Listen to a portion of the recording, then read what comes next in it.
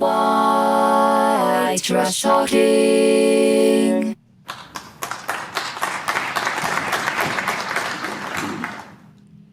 Hi, I'm Doug Johnson, and I'm White Trash Talking. And today I want to talk about the recent BRICS summit that was held last week in Rio de Janeiro, Brazil. Participating countries included the 5 original members, which are Brazil, Russia, India, China, and South Africa. That spells the BRICS acronym.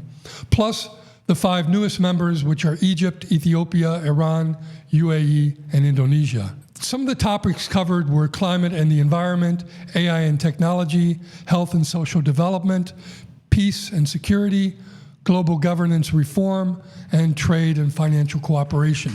So what I will focus on today relates to a core mission of BRICS, which is to break free from the West's unipolar dominance to create a multipolar world by establishing an alternative means of trade and particularly de-dollarizing by creating a new BRICS currency. Efforts by the Global South to seek an independent path from the West go back to as early as 1955 at the Bandung Conference and the non-aligned movement, headed by Indonesia, India, and Egypt, and representing 29 countries from Asia and Africa.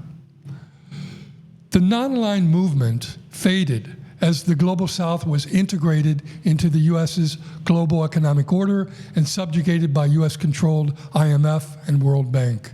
The financial subjugation of the Global South further impoverished the majority of the world's population while fueling the empire's rise. To better understand the injustice of the West's financial control mechanisms, I want to present an interview taken from Democracy Now! Of John Perkins, who wrote the book Confessions of an Economic Hitman.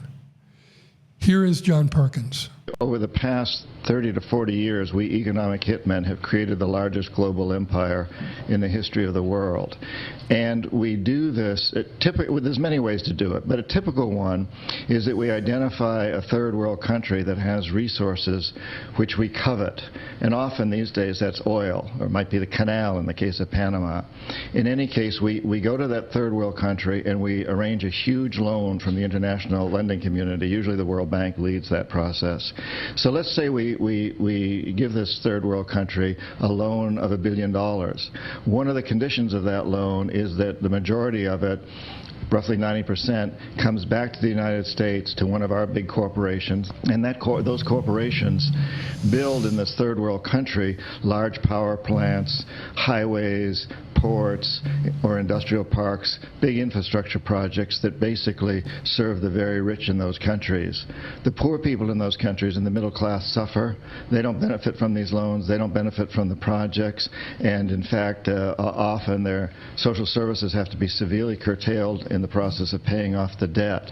Now, what also happens is that this third world country then is saddled with a huge debt that it can't possibly repay. For example, today, Ecuador's foreign debt as a result of economic hitman is equal to roughly 50% of its national budget. It cannot possibly repay this debt.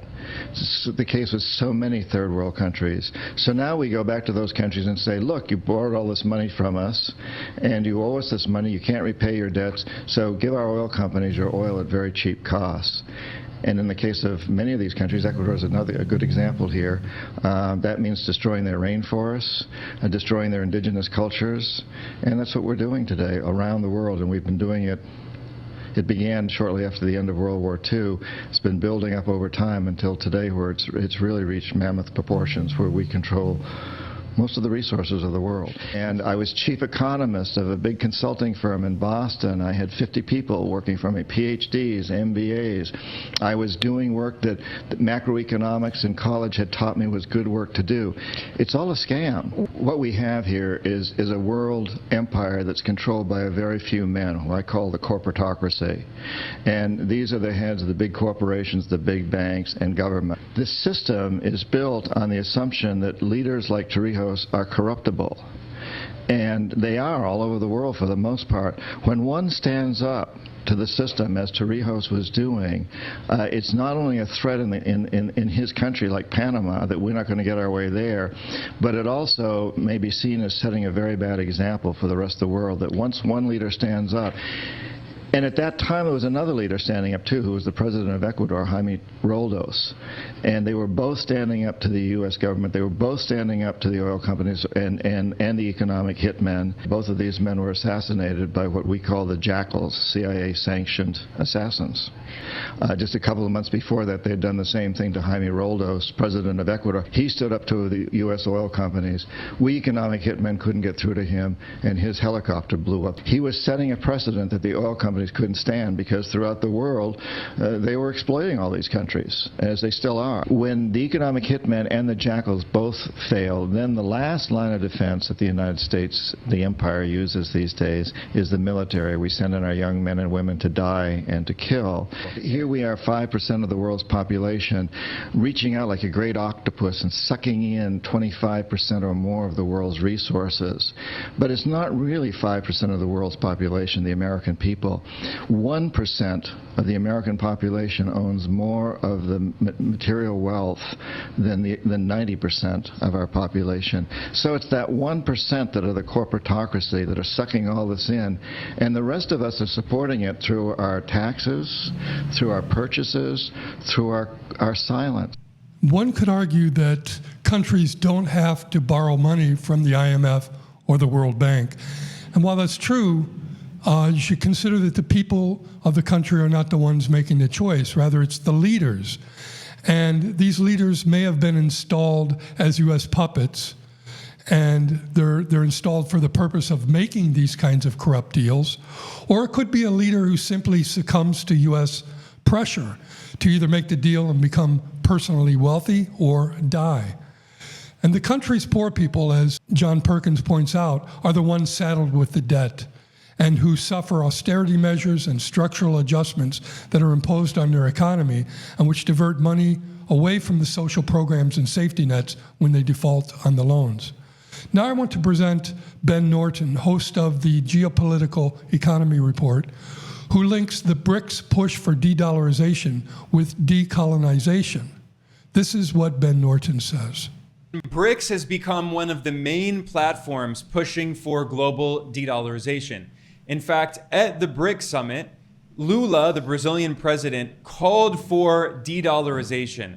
This is what Lula said, quote, "The world needs to find a way that our trade relations don't have to pass through the dollar." At the BRICS summit, Lula even reiterated his call to create a new global currency. This is what the Brazilian president said, quote, "There are political challenges, but if we don't find a new formula, we'll end the 21st century the same way we started the 20th, and that won't benefit humanity."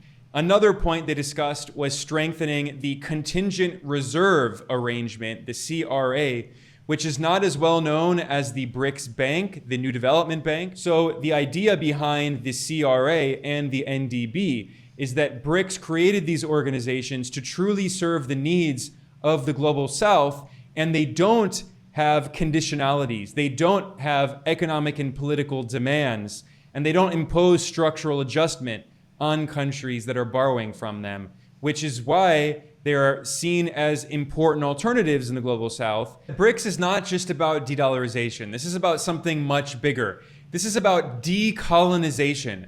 This is about the formerly colonized countries of the global South creating a new economic, financial, and political order in which they are equal, truly equal, and the Western imperial countries that colonize most of the world lose the exorbitant privilege they have. It's not just the exorbitant privilege of the US dollar, it's about ending neocolonialism. The non-aligned movement said, we are going to try to create a new kind of world, a multipolar world, if you will. I mean, multipolarity is a term that's now being used in the 21st century, but it's really the same mission that was being pursued by the non-aligned movement in the 20th century, because you cannot actually have democracy when the US empire controls all international organizations. They're not truly international when the US has veto power in the Security Council at the UN, in the IMF, in the World Bank, in the World Trade Organization. The US empire has sabotaged all multilateralism in support of unilateralism to try to destroy the multipolar order, to reimpose an imperialist unipolar order, which is really a global dictatorship controlled by the United States and really controlled by Wall Street. This is why these kinds of meetings are so important, because these countries in the global south are coming together to create a more multipolar world, pushing for de-dollarization, pushing for true decolonization to create a democratic multipolar order and to end the neocolonial order that we still live in today. So since 1944, the US dollar has been the world's reserve currency, which means that international trade has been done with US dollars.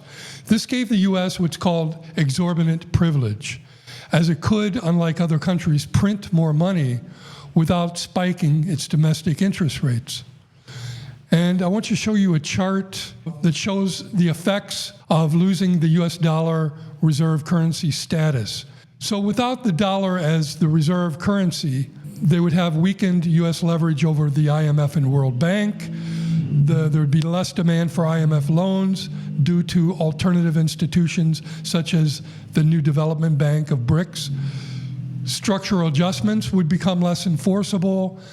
There would be alternative payment systems other than SWIFT, so the US could not freeze the accounts of its adversaries. And finally, the US would no longer be able to keep printing currency without short-term consequences. So it could no longer finance such a massive military and would have to scale back. So it would greatly reduce the US's global dominance. And this is what is at stake between BRICS and the West. Okay, finally, I want to present the views of Michael Hudson, a professor of economics and producer of the Hudson Report of the podcast Left Out. He argues that the fight for de-dollarization is actually a fight for civilization. This is what he says.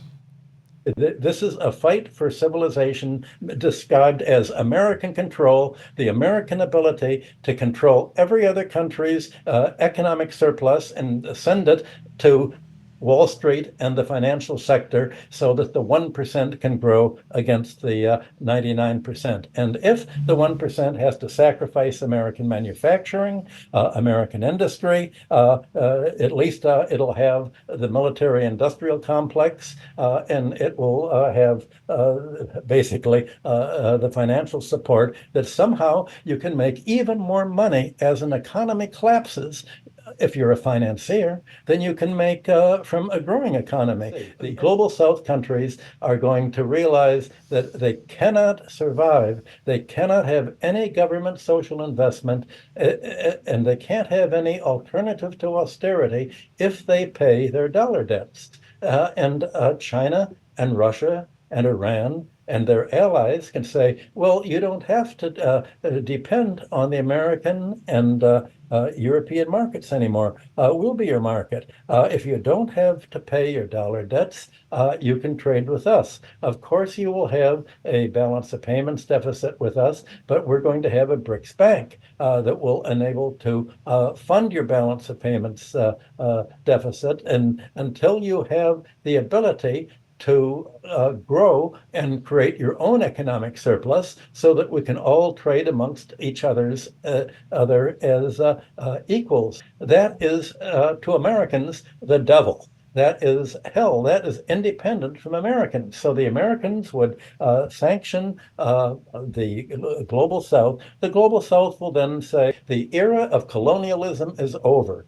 Just as we ended old colonialism in World War II, we're now ending America's financial colonialism that it put in place from 1945 to today. And that colonialism has achieved control over our economies just as the old European colonialism used military force. America's using financial force. By de-dollarizing, we will make a whole clean slate. So what we're really seeing is civilization developing into two different kinds of logic. The logic of mutual gain and material uplifting of labor and industry. And you're having the fight against it by the United States that doesn't believe in any of this. It believes in either total control or nothing. And if it can't control the 85% of the population, at least it control its own population and the European population in something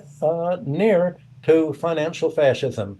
But for this to happen, the China, Russia, and the other countries have to create their own institutions to coordinate this mutual trade, investment, growth, and regional planning and environmental planning. Basically, you have the ideological control of the US government is an ideology of such hatred that it says America has two democratic countries as model of the democracy we want to promote. Ukraine and Israel. Those are our democratic models. Well, in other words, you can't have democracy without total fascist control. That's the split that we're seeing in civilization. The U.S. is a dying empire, desperately lashing out at countries that seek independence. China, Russia, and Iran, three principal BRIC members, are already trading for the first time in currencies other than the dollar. The foundation of U.S. empire is quickly slipping away, and it remains a question whether Trump's empty bluster or the U.S.'s outdated military can do much to stop it. Thank you for listening. Thank you for joining me. Please like and subscribe, and I will see you next week. Bye.